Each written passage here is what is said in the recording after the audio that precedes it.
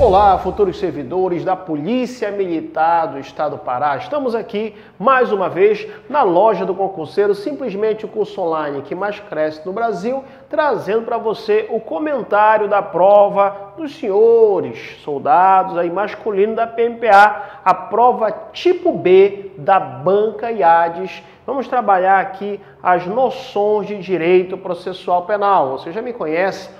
Eu sou Valnei Oliveira, advogado e também professor, instrumento de aprovação e classificação na sua vida. Sem mais delongas, vamos aqui comentar as QS, as questões sonhadas que nós tanto comentamos em sala de aula, tanto comentamos na loja do concurseiro, no curso Exemplo ao Vivo, ou seja, somente as questões sonhadas. Vamos lá. A questão 49 traz a seguinte redação: com relação à ação penal e suas espécies. Eu falei aos meus alunos, vai cair a ação penal e suas espécies, vai cair e caiu. Assinale a alternativa correta. A letra A diz, é concorrente à legitimidade do ofendido mediante queixa e do Ministério Público de forma incondicionada para a ação penal por crime contra a honra de servidor público em razão do exercício de suas funções? Letra B, no caso de morte do ofendido ou quando declarado ausente por decisão judicial, o direito de oferecer queixa ou de prosseguir na ação estará sempre extinto, não podendo assim passar ao cônjuge, ao ascendente, ao descendente ou ao irmão. Letra C, salvo disposição em contrário, o ofendido ou seu representante legal decairá no direito de queixa ou de representação se não o exercer dentro do prazo de 1 ano, contado como regra geral do dia em que registrar a ocorrência policial. Letra A, vamos logo aqui comentar logo as alternativas. O erro da letra A é justamente em que? Em qual situação? Em dizer que é concorrente à legitimidade do ofendido mediante queixa, ok, e do Ministério Público de forma condicionada. De forma condicionada, é a súmula 714 do Supremo Tribunal Federal, é concorrente à legitimidade do ofendido mediante queixa e do Ministério Público condicionada à representação do ofendido para a ação penal por crime contra a honra de servidor público em razão do exercício de suas funções. Então, a letra A está incorreta. A letra B fala no caso de morte ofendido ou quando declarado ausente por decisão, o direito de oferecer queixa ou de prosseguir estará sempre extinto. Ei, é aquilo que eu havia falado para os senhores. Palavras que restringem demais ou palavras que ampliam demais, 99% de chance de estar errado. E nós aprendemos que quando se trata de ação penal privada, em que o titular é o querelante, que ele vai entrar com a chamada queixa-crime, em caso de morte, né, ou se ele for considerado ausente, né, no caso aí judicialmente, né, vai sim passar para o CAD. O que é o CAD, professor? O cônjuge, ascendente, descendente ou irmão. Onde está preconizado isso? Está preconizado no artigo 31 do Código de Processo Penal. No caso de morte do ofendido ou quando declarado ausente por decisão judicial, o direito de oferecer queixa ou prosseguir na ação passará ao cônjuge, ascendente, descendente ou irmão, ao CAD, como nós conversávamos bastante durante as aulas. A letra C diz, salvo disposição em contrário, o ofendido ou seu representante legal decairá no direito de queixa ou de representação se não exercer, não é num prazo de 1 ano, se não exercer num prazo de quê? De 6 meses. Este é um dos erros. O segundo erro é dizer que é contado esse prazo do registro da ocorrência policial. Não, o prazo é contado do momento em que sabe o querelante, o ofendido, sabe quem cometeu aquela conduta. Professor, onde está preconizado isso? Está preconizado isso no artigo 38. Meus alunos lembram, eu falei, olha, são 3 artigos ultra, mega, power importante. Pode ver no seu caderno aí, artigo 29, artigo 38, artigo 46. Um desses três ia cair. E olha só, o 38 caiu. E daqui a pouco a gente vai ver que o 29 também caiu nesta mesma questão. Então o artigo 38 ele é enfático em dizer que, salvo disposição em contrário, o ofendido ou o seu representante legal decairá. Lembra que decairá nada mais nada menos é a perda do direito, no direito de queixa ou de representação, se não exercer em qual prazo? No prazo de 6 meses e não 1 ano, como preconizou a questão. Além disso, segundo o erro, como nós falamos anteriormente, a contagem é do dia em que vier saber quem é o autor do crime e não, né, no caso aqui do registro da ocorrência policial. Então, foram só as QS, né? A letra D é a alternativa correta, a literalidade do artigo 29. Meus alunos sabem, eu falava artigo 29, 38 e 46. Um desses vai cair. Caíram 2, né? E é a redação. E eu falava, vai cair ação penal privada subsidiária da pública. É a redação do artigo 29 do Código de Processo Penal. Será admitida a ação privada nos crimes de ação pública, chamada ação penal privada subsidiária da pública, se esta não foi intentada no prazo legal, que nós falamos agora no artigo 38. Desculpa, esse prazo legal é o prazo legal que o Ministério Público tem para oferecer a denúncia. Lembra? No artigo 46 do Código de Processo Penal, 5 dias estando o réu preso, 15 dias estando o réu solto. Então, se o Ministério Público não intentar no prazo legal a ação penal privada, aí caberá não intentar a denúncia, aí caberá a ação penal privada subsidiária da pública. E aí ainda diz, caber ao Ministério Público aditar a queixa, repudiar e oferecer denúncia substitutiva, se assim entender, intervir em todos os termos do processo, fornecer elementos de prova, interpor recurso e a todo tempo, no caso de negligência do querelante, retomar a ação como parte principal. Meus alunos marcaram essa questão tranquilamente, por quê? Porque eu já havia alertado que um dos artigos fortes para cair, uma das questões sonhadas, era o artigo 29, e aí foi tranquilo para os nossos alunos. E a letra E diz, a ação penal relativa ao crime de lesão corporal resultante de violência doméstica contra a mulher é privada. Não, a ação penal, quando se fala de lesão corporal, ela é pública, incondicionada. É até uma súmula 542 do Superior Tribunal de Justiça, em que diz que a ação penal relativa ao crime de lesão corporal resultante de violência doméstica contra a mulher é pública, incondicionada. Então, meu aluno tranquilamente marcou esta questão, letra D, fechamos essa questão sonhada. Bem, outro tema que eu também havia falado aos senhores é que viria prisões e que poderia vir também o habeas corpus, lembra? Ainda falei, olha, no tema prisões, o examinador pode misturar, falar um pouco da prisão temporária, pedir um pouco da prisão preventiva, pedir um pouco da prisão em flagrante, e foi o que realmente aconteceu nessa questão. Essa questão ele tratou sobre o tema o quê? Vamos ver, letra A. A falta de testemunha da infração impedirá o auto de prisão em flagrante.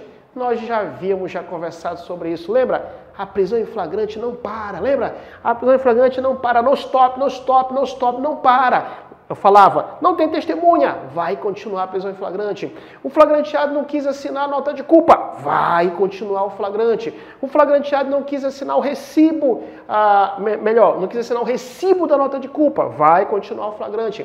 O flagranteado não quis assinar o auto de prisão em flagrante, vai continuar o flagrante. Você apresentou o flagranteado numa delegacia que não tem autoridade, não tem policial lá, não tem delegado de polícia lá. Então você vai para a cidade mais próxima, mas vai continuar o flagrante. Ou seja, o flagrante não para. Então erra quando diz que a falta de testemunha da infração impedirá o auto de prisão em flagrante. O artigo 304 do Código de Processo Penal diz que a falta de testemunha não impedirá o auto de prisão em flagrante, sendo que, nesse caso, com o condutor, deverá assiná-lo pelo menos 2 pessoas que hajam testemunhado a apresentação do preso à autoridade. Então meus alunos estavam tranquilos em entender que essa letra A estava incorreta. Letra B fala, se o réu, sendo perseguido, passar ao território de outro município ou comarca, o executor poderá efetuar-lhe a prisão no lugar onde o alcançar, apresentando-o imediatamente à autoridade local, que depois de lavrado, se for o caso, auto de flagrante, providenciará a remoção do preso. É esta a alternativa correta, literalidade do artigo 290 do Código de Processo Penal. Diz que se o réu, sendo perseguido, passar o território de outro município ou comarca, o executor poderá oferecer-lhe, efetuar-lhe a prisão no lugar onde alcançar, apresentando-o imediatamente à autoridade local que, depois de lavrado, se for o caso, o auto de flagrante, providenciará para a remoção do preso.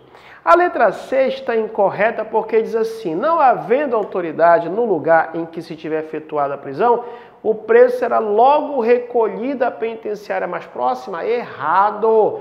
Nós falamos e batemos nessa tecla em sala de aula, justamente em qual artigo? No artigo 308, que não havendo autoridade no lugar em que se tiver efetuada a prisão, o preso será logo apresentado, onde, professor?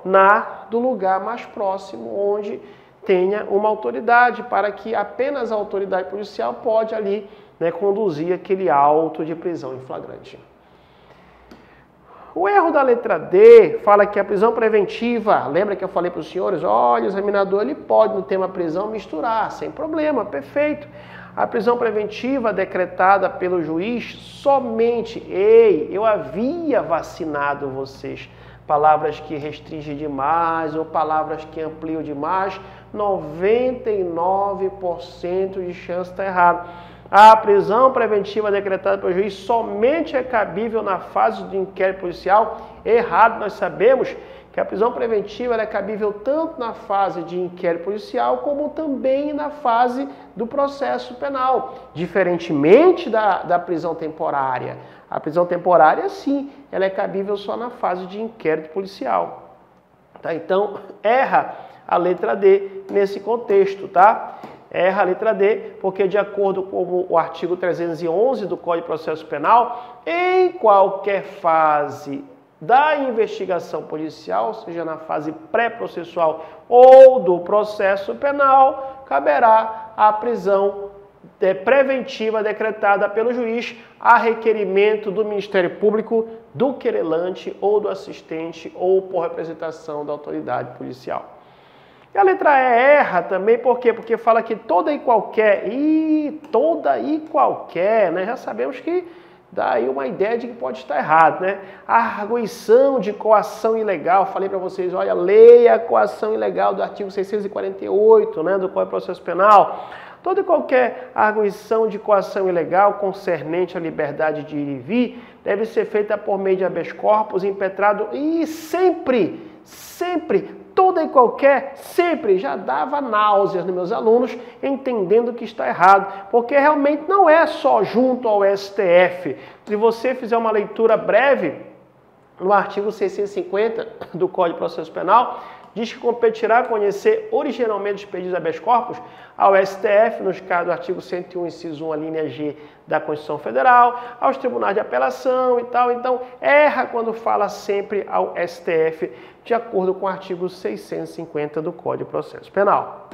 Bem, a questão 51 foi um tema que também eu havia falado para vocês. Olha, fiquem tranquilos, meus alunos estavam muito preocupados sobre o tema jurisdição e competência. Eu digo, fiquem tranquilos, porque você sabendo ali entre o artigo 69 até no máximo o artigo 74, a questão vai estar lá. E olha só, está aqui a questão. No caso de iniciada execução no território nacional, a infração se consumar fora dele, a competência será como regra. Letra A, determinada segundo a livre escolha do órgão do Ministério Público com atribuição. Livre escolha, a palavra que restringe mais ou que amplia demais, já estaria 99% de chance de errado. Do Supremo Tribunal Federal, sempre. E palavras que restringem demais ou que ampliam demais, 99% de chance de errado. Determinado pelo domicílio ou pela residência do réu. Não aprendemos que não é pelo domicílio e residência do réu. Do Superior Tribunal de Justiça, sempre palavras que restringem demais ou que ampliou demais, 99% de chance de estar errado. Aí meus alunos, olha só, fariam essas questões, fizeram, né? Sorrindo, sorrindo. Aqueles velhos macetes que foram passados para vocês foram de grande proveito para a prova. É aquilo que nós falamos, a loja do concurseiro, nós trabalhamos de acordo com a banca. Por isso que eu digo questões sonhadas. Por quê? Porque a gente trabalhou em cima das questões da banca IADES. E assim a gente trabalha em cada concurso. A diferença nossa é essa. Trabalhamos em cima da banca. E aí a nossa aprovação é muito grande, graças a Deus. Então, resposta no artigo 70, parágrafo 1º. Lembra que ia cair entre 69 e 74? Caiu 70. Se iniciada a execução no território nacional, a infração vai se consumar fora dele, a competência vai ser determinada pelo lugar em que tiver sido praticado no Brasil o último ato de execução, questão 51, letra, no caso aí, letra E. A questão 52, prisão temporária, também foi cantada a pedra para vocês. Então, os meus alunos acertaram as 4 questões de processo penal, porque nós batemos aí recorrentemente nesses temas, somente as QS, somente as questões sonhadas. E a letra A veio, o despacho que decretar a prisão temporária deverá ser fundamentado e prolatado dentro do prazo de até 72 horas, contadas a partir da data da suposta infração investigada. Errado, por quê? Porque não é até 72 horas, e é o que? Artigo 2º, parágrafo 2º, diz que o despacho que decretar a prisão temporária deverá ser fundamentado e prolatado dentro do prazo de 24 horas, contados a partir do recebimento da representação ou do requerimento. Erra a letra A. Quando falava 72 horas, também meus alunos já estavam craques nesse tema. Letra B. A prisão temporária poderá, excepcionalmente, e diante da gravidade do caso, ser executada independentemente de expedição de mandado judicial. Errado. Por quê? Porque, segundo preconiza o artigo 2º, parágrafo 5º da Lei da Prisão Temporária, a prisão somente poderá ser executada depois da expedição do mandado judicial. Só pode ser executada a prisão temporária depois de expedido o mandado judicial. Letra C.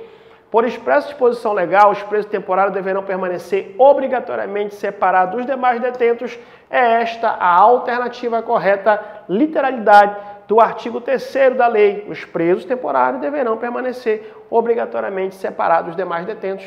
Essa é a ideia, essa é a alternativa correta, letra C.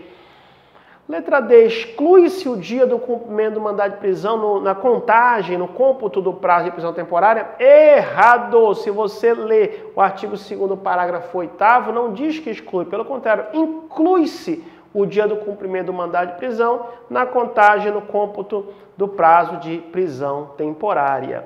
E a letra E diz que a decretação da prisão temporária pelo juiz competente pressupõe sempre, palavras que restringem demais ou que ampliam demais, 99% de chance de errado, pressupõe sempre, pelo menos depois do recebimento da denúncia contra o acusado. Isso não está preconizado na prisão temporária. Quando você faz a leitura do artigo 1º da Lei da Prisão Temporária, diz que caberá a prisão temporária quando imprescindível para investigações do inquérito policial.